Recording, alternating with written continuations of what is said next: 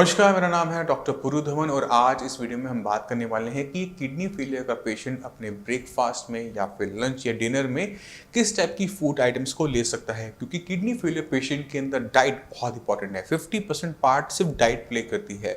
और जब हम डाइट के बारे में समझना शुरू कर देते हैं कि हमने प्रोटीन नहीं लेना या फिर हमने पोटेशियम नहीं लेना, तो बहुत ज़्यादा हमारी फूड आइटम्स हैं वो लिमिटेड हो जाती हैं। इन चीज़ों को ध्यान में रखते हुए ऐसी कौन सी फूड आइटम्स हैं जो हर एक किडनी फेलियर का पेशेंट बिना सोचे समझे ले सकता है, वो जानना बहुत ज़्यादा ज़रूरी हो जाता है, जिससे आप किसी टाइप की गलती ना करें। तो शुरुआत करते हैं सबसे पहले ब्रेकफास्ट के साथ कि ब्रेकफास्ट में एक फूड आइटम के अंदर हम क्या ले सकते हैं, क्या दे सकते हैं किडनी फेलियर पेशेंट को। तो अगर हम ब्रेकफास्ट के बारे में हम बात करें तो नॉर्मली अगर हम इंडिया में बात करते हैं तो सबसे ज़्यादा क्या खाया जाता है ब्रेकफास्ट में? पराठे, पोहा, उपमा, दलिया या फिर ओट्स।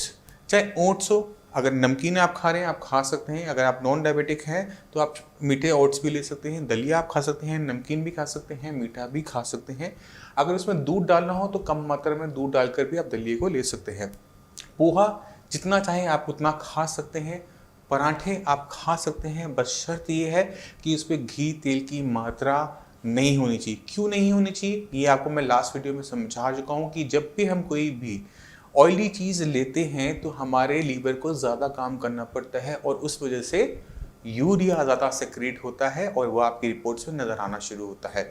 तो हमने बहुत ज़्यादा उसमें घी तेल का प्रयोग नहीं करना होता, मिनिमम से मिनिमम इस्तेमाल कीजिए, आपको किसी टाइप की दिक्कत नहीं होती। अब सवाल उठता है कि हम पराठे किस किस चीज़ की खा सकते हैं।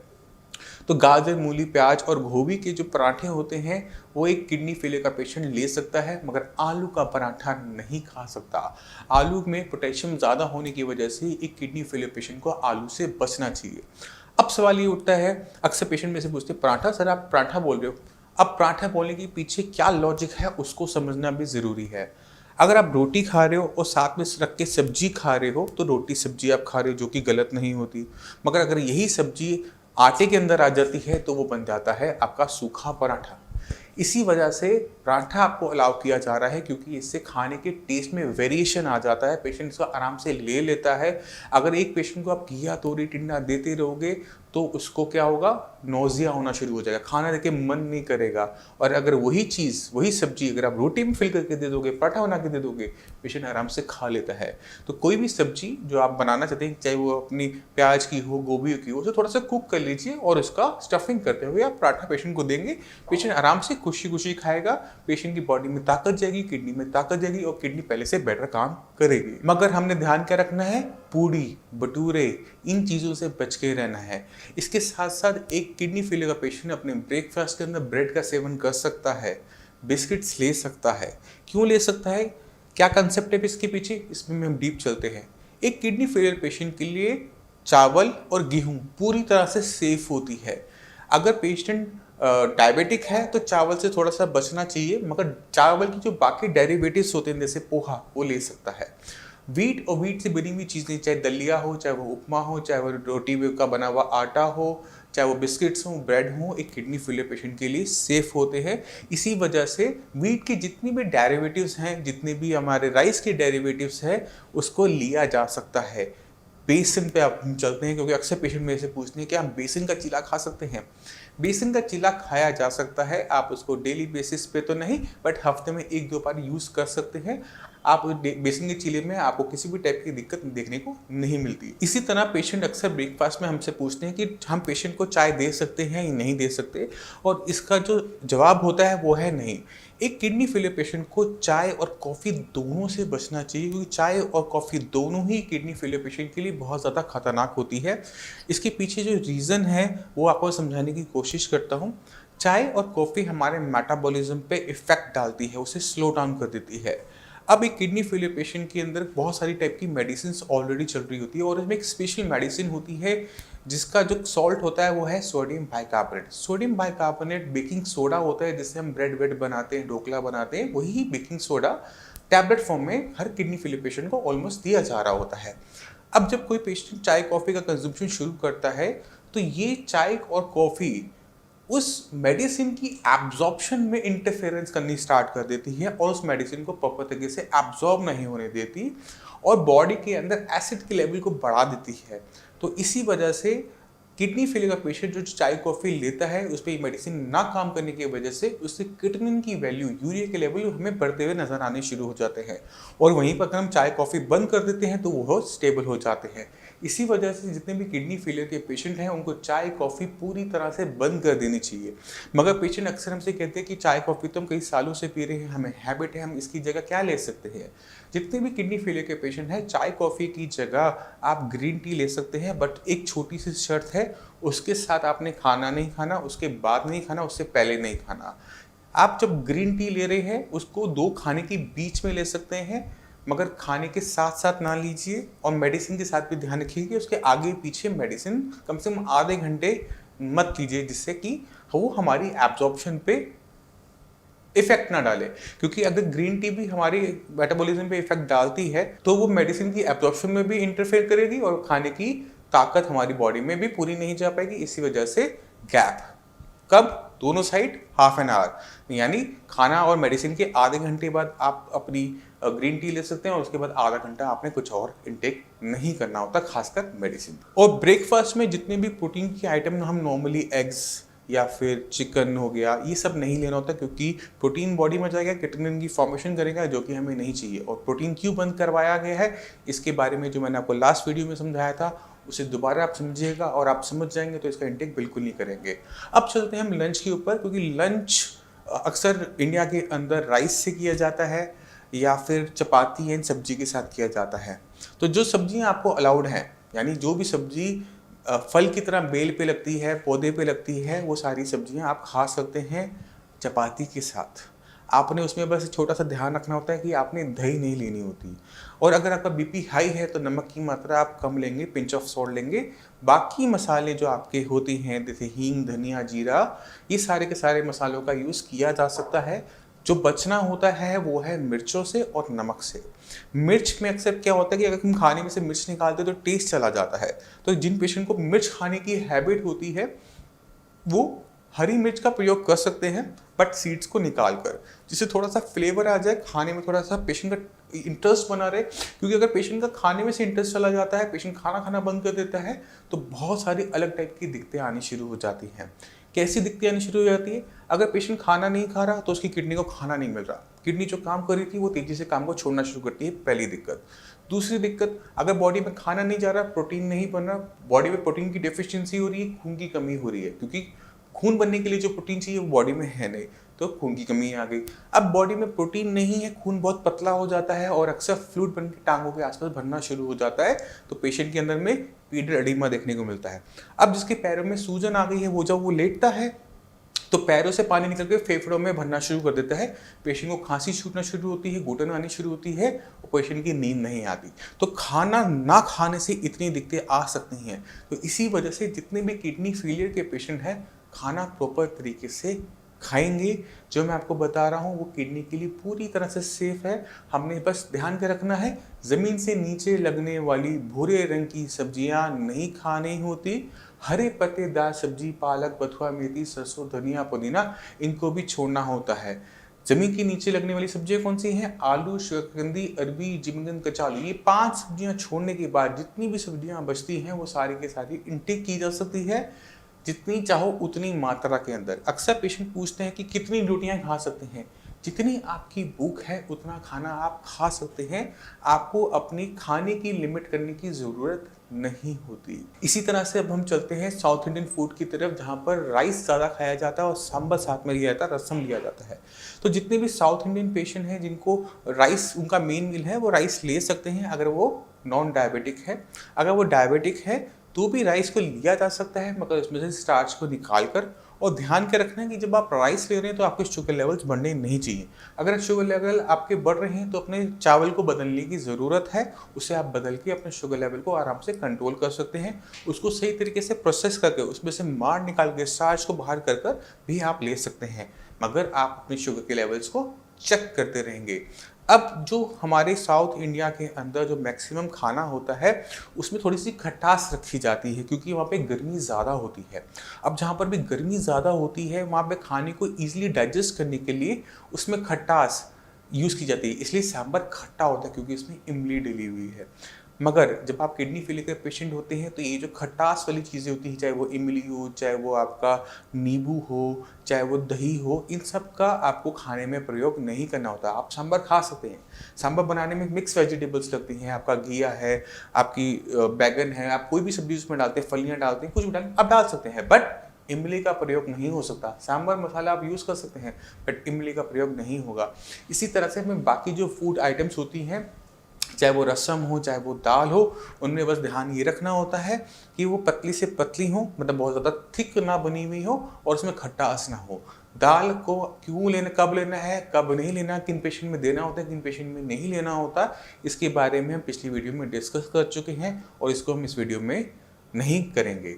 अब अक्सर पेशेंट अपने खाने के साथ पापड़ लेता है, अचार लेता है, चटनियाँ लेता है, तो किडनी फेलियर पेशेंट को पापड़, अचार और चटनी बिल्कुल अलाउड नहीं होती, क्योंकि जब भी हम इनको बनाते हैं तो इनमें नमक की मात्रा ज़्यादा होती है। पापड़ को तल के बनाया जाता है, अचार में नमक ज़्यादा है, चटनियों में भी नमक ज़्यादा होता है या फिर नारियल की बनी हुई होती है। तो चाहे वो चटनी हो, अचार हो, पापड़ हो, एक किडनी फेलियर पेशेंट को बिल्कुल भी नहीं देना। अगर आप उसे देते हैं तो बीपी बढ़ने की दिक्कत देखने को मिल जाती है। और चटनी अगर आप धनिए की बना रहे हैं, नारियल की बना रहे हैं, तो पोटेशियम हाई की कंप्लेंट देखने को मिल जाती है। इसी वजह से इसको पूरी तरह से हम बंद रखते हैं। इसी तरह से एक और चीज़ होती है जिसे हम कहते हैं गुड़। गुड़, शक्कर, खांड, ये तीनों गन्ने से बनने वाली चीज़ें हैं और इनके अंदर पोटेशियम की मात्रा ज़्यादा होती है। इसी वजह से किसी भी फूड आइटम जो आप बना रहे हैं, पेशेंट को बना के दे रहे हैं, उनमें इन चीज़ों का प्रयोग नहीं हो सकता। अगर आपने खाने को मीठा बनाना है, कोई चीज़ मीठी डालनी भी है, तो आप जो नॉर्मल शुगर होती है, रिफाइंड शुगर, उसका वाइट शुगर का यूज़ करते हुए पेशेंट को दे सकते हैं। उससे उनकी बॉडी में पोटेशियम की मात्रा नहीं बढ़ेगी और पेशेंट को किसी टाइप की कंप्लेंट देखने को नहीं मिलेगी। अब चलते हैं हम डिनर के ऊपर कि एक डिनर में हम पेशेंट को क्या दे सकते हैं। तो जिस तरह से हम लंच करते हैं उसी तरह से ऑलमोस्ट हम अपना डिनर करते हैं।